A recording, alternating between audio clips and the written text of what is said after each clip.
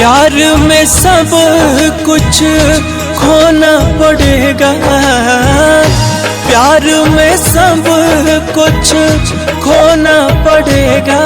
जब दिल टूट जाएगा तो रोना पड़ेगा, जब दिल टूट जाएगा तो रोना पड़ेगा। पागल दीवाने जैसा होना पड़ेगा, पागल दीवाने जैसा होना पड़ेगा। जब दिल टूट जाएगा तो रोना पड़ेगा, जब दिल टूट जाएगा तो रोना पड़ेगा।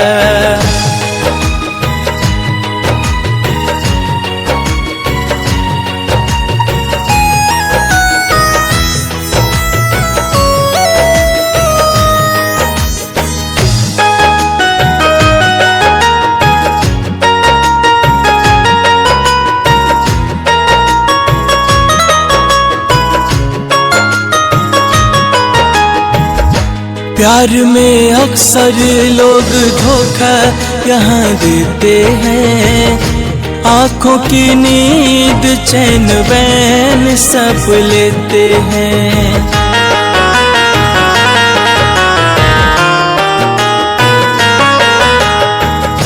लाखों सपने तो इस जहां में ये दिखाते हैं, फिर हमें छोड़ के ये दूर चले जाते हैं। टूटे हुए सपनों को संजोना पड़ेगा, टूटे हुए सपनों को संजोना पड़ेगा। जब दिल टूट जाएगा तो रोना पड़ेगा, जब दिल टूट जाएगा तो रोना पड़ेगा।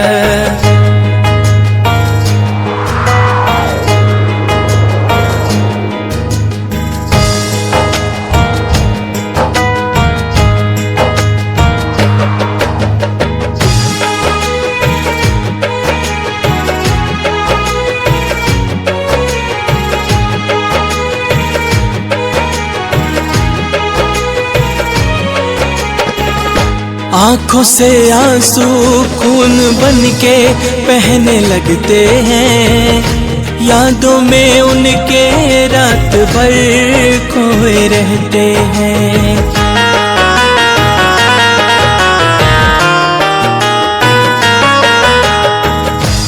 इश्क की आग में जलना तो फिर भी पड़ता है, नशा ये प्यार का जब हद से ज्यादा बढ़ता है। रात में तकिए को भिगोना पड़ेगा, रात में तकिए को भिगोना पड़ेगा।